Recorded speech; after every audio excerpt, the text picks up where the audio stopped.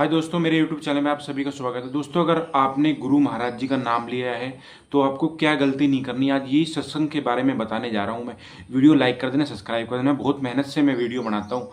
अभी चलते हैं सत्संग की तरफ। गुरुमुखों, संत महापुरुष फरमाते हैं कि भगवान का नाम जपना कठिन है, नाम जप को बचाना कठिन है और नाम जप को पचाना भी कठिन है। इसका अर्थ ये है कि हमें नाम जपने का उपदेश तो मिल गया, लेकिन हम जप करने के लिए मन को एकाग्र नहीं कर पा रहे।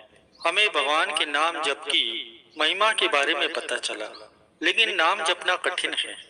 आप तीर्थ यात्रा कर सकते हैं, शास्त्रों का अध्ययन कर सकते हैं, दान पुण्य भी कर सकते हैं, दूसरों की सेवा कर सकते हैं, लेकिन भगवान का नाम 4 घंटे गुरु को वीडियो लाइक कर दो, सब्सक्राइब कर दो प्लीज। बहुत मेहनत से मैं वीडियो बनाता हूँ। भी लगातार जपना बहुत ही कठिन है। हमारा लक्ष्य पूरे दिन लगातार जप करना होना चाहिए, लेकिन यदि आप 4 घंटे भी लगातार भगवान का नाम जपने की कोशिश करते हैं तो आपका मन बहुत ही परेशान करता है। अगर आप थोड़ी देर के लिए भी भगवान के नाम का जप करें और थोड़ी देर कुछ और करें तो ऐसा लगेगा कि आपका मन आपके साथ सहयोग कर रहा है। लेकिन लगातार 4 घंटे, 3 घंटे, 2 घंटे या 1 घंटे तक भी जप करना मुश्किल है। इसलिए कहा जाता है कि भगवान का नाम जपना कठिन है। मान लीजिए कि आप जप करने में सक्षम हैं, फिर अहंकार आता है कि मैं हर दिन गुरु मंत्र की 21 माला करता हूँ और मैं हर दिन 1 घंटे कीर्तन करता हूँ। अगर हम दूसरों में दोष दर्शन करना शुरू कर दें तो हमें घमंडी माना जाएगा। अगर हम ये सोचने लगे कि दूसरे नारकीय जीवन जी रहे हैं तो ये गलत है। अगर आप ये सब सोचने और बोलने लग जाते हैं तो आप अपने जप या भजन को बचा नहीं पाएंगे। जब हम विनम्र हो जाते हैं और देखते हैं कि अगर मुझ में खुद जप करने की सामर्थ्य होती तो मैं इससे पहले ही कर लेता, यह सब तो गुरु की कृपा से हो रहा है। अगर आप ऐसा सोचते हैं तो आपका जप या साधना बच जाती है। इसलिए कहा जाता है कि प्रभु के नाम के जप को बचाना कठिन है। अब नाम जप को बचाने को समझते हैं। मान लीजिए किसी ने आपके लिए बहुत ही प्रतिकूल परिस्थिति पैदा कर दी, जैसा कि उसने आपका अपमान कर दिया, आपकी निंदा की और आपको बहुत ही परेशानियां दी। यदि आप उसे दंडित करने के बारे में सोचने लगे, यदि आप उनके संकट में पड़ने की कामना करने लगे, दुखी और परेशान हो गए, तो आपका जप या साधना नष्ट हो जाएगा। इस प्रकार आपकी साधना पच नहीं पाती। नाम अभी भी आपके साथ ही रहेगा, वह नष्ट नहीं होता, लेकिन उसका प्रभाव ढक जाएगा। यह बाद में फिर से प्रकट होगा, शायद इस जीवन में या अगले जन्म में। इसलिए नाम का जप करना कठिन है, इसे बचाना कठिन है और इसे बचाकर पचाना कठिन है। यदि कोई आपको अपशब्द कह रहा है, अपमान कर रहा है और आप सहन कर लेते हैं, आप प्रतिक्रिया न देने का निर्णय लेते हैं, यही नाम के जप का पाचन है।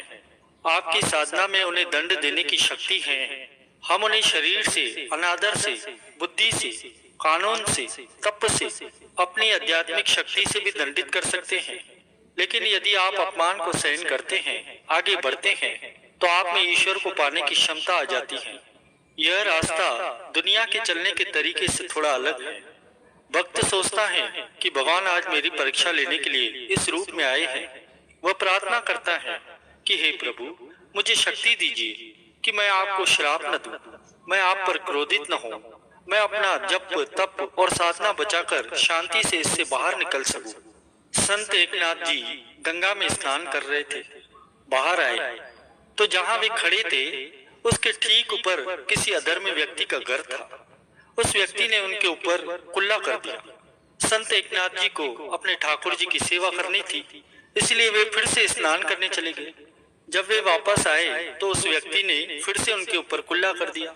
उसने इस तरह से 100 बार उन पर कुल्ला किया और एकनाथ जी 100 बार स्नान करने चले गए। 100 बार स्नान करने के बाद जब वे वापस आए तो वह व्यक्ति हार गया। वह आया, उनके चरणों में गिर पड़ा। उसने संत एकनाथ जी से कहा कि आपने एक बार भी मेरी तरफ ऊपर नहीं देखा, आपने मुझे गाली भी नहीं दी, आपने गुस्सा भी नहीं किया। तब संत एकनाथ जी ने जवाब दिया कि भाई, आपने मुझ पर बड़ी कृपा की है, मैं भला क्रोध क्यों करूं आप पर। मुझे गंगा जी में 100 बार स्नान करने में 100 दिन लगते परंतु आपकी कृपा से मैंने एक दिन में ही 100 बार स्नान कर लिया। संत ऐसा ही सोचते हैं। साधना या जप ऐसे ही पछता है। यदि हम में से कोई होता तो हम थोड़ी सी बात पर क्रोधित हो जाते। यही हमारी अपरिपक्वता है। फिर उस व्यक्ति ने संतों को कष्ट देना हमेशा के लिए बंद कर दिया।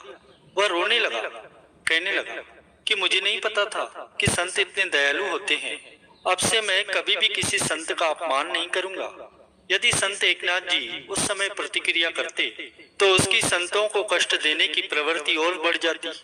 दुष्ट तो वो था ही, परंतु उन्होंने इसे सहन करने का निर्णय लिया और इस सहनशीलता ने उसे बदल दिया। नाम जप करना बड़ा कठिन है। जप को बचाना कठिन है और जप को पचाना कठिन है।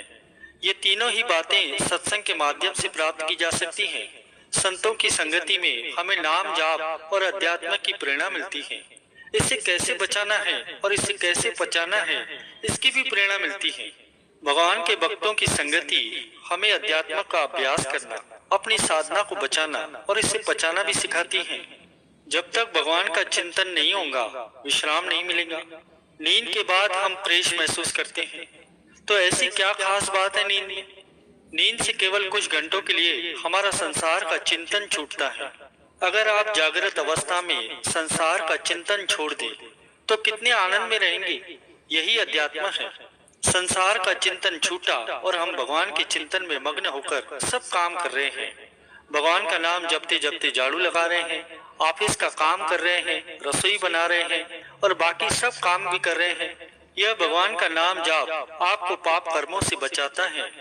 इसके बाद आपके मन में अच्छे भाव आने लगते हैं और जीवन में एक आनंद आने लगेगा और कहीं कोई पाप न हो जाए ऐसा भय लगने लगेगा।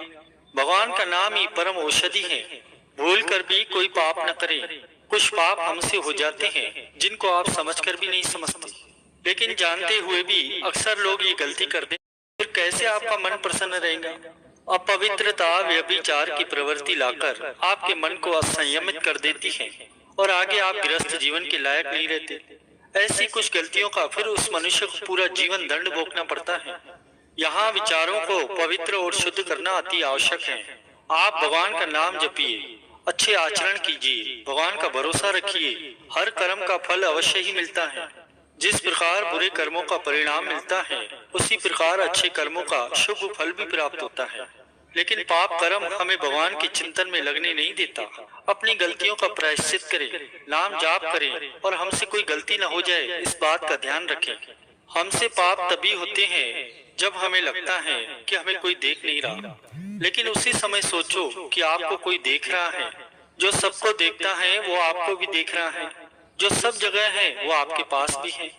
जो सब में है वो आप में भी है। इसीलिए गलत कार्य न करें। बचने का उपाय है कि भगवान का नाम जाप करें और भगवान की महिमा का गायन करें। आप प्रतिदिन अपने सद्गुरु के वचनों को पढ़ें, उन्हें सुने, फिर उसका प्रभाव देखें। जो भी खाएं पहले अपने सद्गुरु का भोग लगाएं, फिर आपकी बुद्धि शुद्ध होने लगेगी। जैसे जैसे आप सद्गुरु का नाम जाप करेंगे वैसे वैसे आपका हृदय पवित्र होने लगेगा। वीडियो को लाइक करना, सब्सक्राइब करना।